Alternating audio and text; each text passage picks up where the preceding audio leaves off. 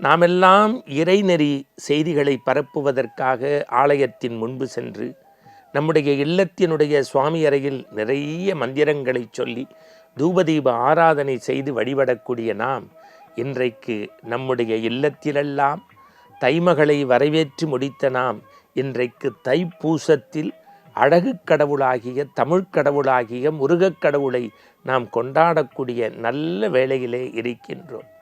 நாம் அப்படியே இல்லத்தில் இருந்தபடியே உங்களை திருச்செந்தூருக்கு, திரு ஆவினன்குடிக்கு, பழமுதிர்ச்சோலைக்கு, பழனிக்கு, சுவாமிமலைக்கு, திருத்தணிக்கு, திருப்பரங்குன்றத்திற்கு அழைத்து செல்லலாம் என்று ஆசைப்பட்டாலும் இல்லத்தில் இருந்தபடியே வாரியார் வாக்குப்படி நினை நினை நினை அந்த கந்தவேல் கடவுளை இருக்கும் இடத்தில் நினைத்தாலே தைப்பூசக் கடவுள் தை தை என வருவார் என்பார். என் அன்புக்குரியவர்களே, உலகத்திலேயே தமிழ் சமூகம் எத்தனையோ விழாக்கள் இருந்தாலும் ஆடிப்பாடி ஆனந்தமாக பச்சை உடை உடுத்தி கொண்டு எல்லோரும் தந்தானே சுவாமி என்று நடைபயணமாக போய் பால் காவடியோடும் பன்னீர் காவடியோடும் புஷ்பக்காவடியோடும் அபிஷேகம் செய்து ஆராதனை செய்து அந்த ராஜ அலங்காரத்தில் பழனி முருகனை தரிசித்து வெற்றிவேல் முருகனுக்கு அரோகரா, வீரவேல் முருகனுக்கு அரோகரா, ஞானவேல் முருகனுக்கு அரோகரா என்று ஞானத்தின் வடிவமாக இருக்கக்கூடிய முருகனை வழிபடுவதுதான் இன்றைய சிறப்பு. முருகனுடைய பெருமையை யார் வழி நின்று சொல்ல? 6666 பாடல் தந்த பாம்பன் சுவாமிகள் படி சொல்வதா, அல்லது திருவண்ணாமலை தலத்தில் முருகப்பெருமானே காட்சி தந்த அருணகிரிநாதருடைய திருப்புகழ் வழி நின்று சொல்வதா, அல்லது வண்ணச்சரபம் தண்டபாணி தேசிகருடைய வழி நின்று சொல்வதா, அல்லது கச்சியப்ப சிவாச்சாரியார் நெறி நின்று சொல்வதா? எங்கு சொன்னாலும் எப்படி சொன்னாலும் முருகா என்கின்ற ஒற்றை மந்திரத்தில் சரவணபவ என்று அழைத்தால் ஓடோடி வருவான் குறை தீர்க்கும் கடவுள். முருகனுக்கு நாம் 1000 முறை சொல்லியிருக்கின்றோம் அழகு கடவுள். தமிழில் அழகு என்றாலே முருகன். ஏன் அவனுக்கு குன்றிருக்கும் இடமெல்லாம் குமரன் இருக்கும் இடம் என்றால், முருகனுடைய பாதத்திற்கு கீழேதான் குன்று இருக்கிறது, குன்றுக்கு மேல்தான் இவன் நிற்கிறான்.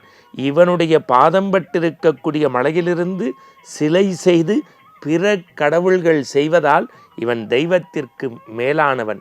அதனால் தான் தெய்வ சிகாமணி என்று சொல்வோம். சிகை என்றால் தலை, அந்த தலையவே அலங்கரிக்கக்கூடிய ஆபரணம்.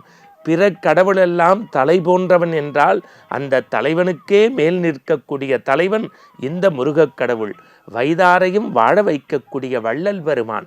கடைப்பல் முடைக்காத பாலகனவன், காற்சிலம்பு அணையாதவன், நடை பயில்பவன் என்று ஏளனம் பேசிய சூரனை கூட திருச்செந்தூரில் சூரசம்ஹாரத்தின் போது மயிலாகவும் சேவற்கொடியாகவும் மாற்றி தன்னை வைதவரை வணங்கச் செய்தான். அதுபோல சுக்குக்கு மிஞ்சிய வைத்தியமில்லை, சுப்பிரமணியக்கு மிஞ்சிய கடவுளும் இல்லை என்பார்கள்.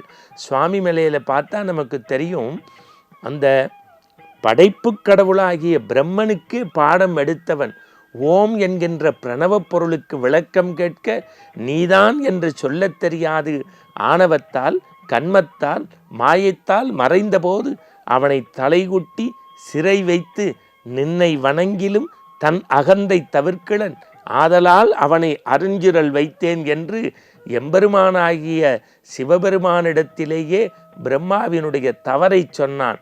ஒன்றை படைக்க வேண்டுமென்றால் படிக்க வேண்டும், படிப்பவனுக்கும் படைப்பவனுக்கும் ஆணவம் கூடாது என்பதை அகந்தையை ஒழித்தவன் நம்முடைய கந்தவேல் கடவுள்.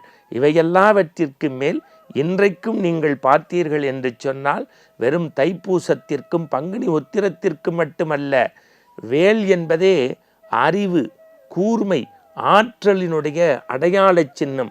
அதுவும் சக்தியிடமிருந்து வாங்குவது. இன்றைக்கும் நாகை மாவட்டத்தினுடைய சிக்கல் பகுதியிலே வேல் வாங்கி சூரத்தில் சம்ஹாரம் என்பார்களே, அந்த விழாவில் இன்றைக்கும் முருகப்பெருமானுடைய உற்சவர் மூலவரை துடைக்க துடைக்க வேர்வை துளிகள் பனித்துளி போல கொட்டுவதாக ஐதீகம். கந்தவேல் கடவுளை நினைத்தால், சஷ்டியில் விரதமிருந்தால் அகப்பையில் பிள்ளைப்பேறு, பன்னீர் இலையில் தரக்கூடிய திருநீரை அருந்தினால் உடல் நோய் குணமாகும். இவையெல்லாவற்றிற்கு மேல் இந்த தைப்பூச நன்னாளிலே ஆதிசங்கர பகவத்பாதா அருளிய சண்முக புஜங்கத்தை ஒருமுறை சொன்னால் உச்சம் தலையிலிருந்து உள்ளங்கால் வரை நோயில்லா பெருவாழ்வு வாழலாம்.